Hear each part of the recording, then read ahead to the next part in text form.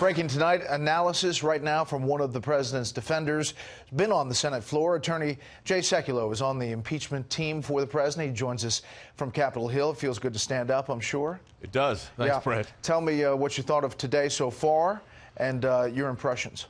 Well, you know, it's been as it was yesterday. These are long days, and so far the conclusion today, what you kind of heard through their statements and their presentation, is, I mean, this is what seems so odd to me. You've got they're complaining. I mean, we had a whole section where they were complaining about no Oval Office meeting because the meeting was actually at the United Nations General Assembly with the president of Ukraine, with President Zelensky. So, I mean, that was an issue that was going on.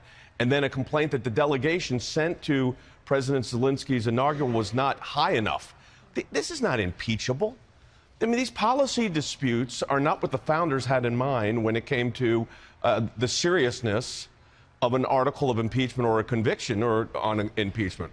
So I think, look, I mean, we basically are already into what I would call repeat cycle. We're hearing the same things each time. Obviously, we haven't put on our case yet. That's a couple of days away.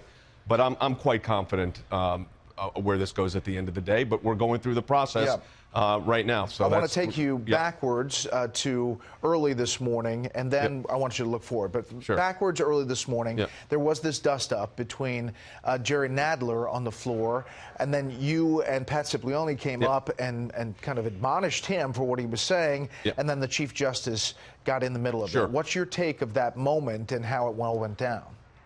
Well, look, I mean, Jerry Nadler accused the United States Senate of being liars and also of a cover-up. He accused the president's lawyer, Pat Cipollone, of basically, you know, try to make it as if he had done something that was unethical. He was representing his client. And then he makes the statement on the floor of the United States Senate when he says executive privilege and other nonsense. These are constitutional privileges recognized by the Supreme Court. And by the way, overwhelmingly recognized by the Supreme Court. Executive privilege, which has been applied in multiple administrations, dates all the way back to our founding, actually. And to be that cavalier on the floor of the United States Senate, albeit it was late at night, and you know, so emotions were a little high. I've appeared before John Roberts before, of course, and I've known John Roberts. He's doing a great job as the presiding officer of the Senate.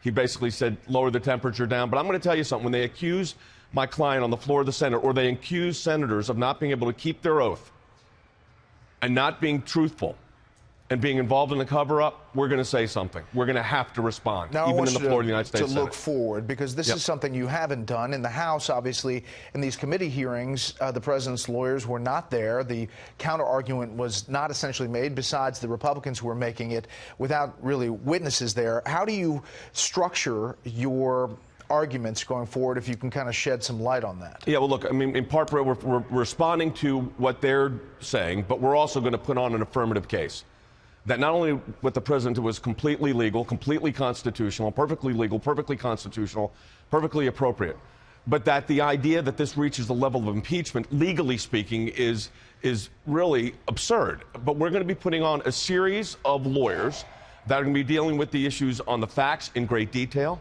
on the law, on the Constitution. We've got two constitutional law professors, one former Solicitor General of the United States with Judge Starr, Alan Dershowitz, of course, Professor Emeritus from Harvard Law School.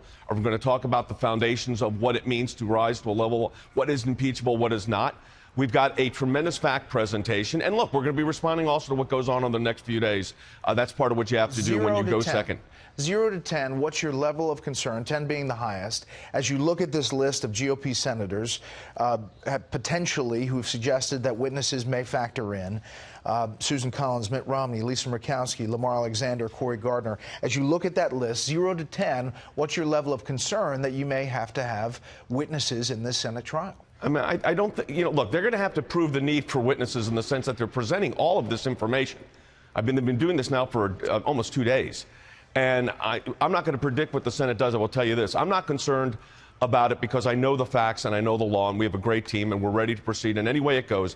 I don't believe that it'll get to witnesses, but that's going to be the Senate's decision. So I'll tell you this. You know what? Listen, here's how I operate. Prepare for every contingency.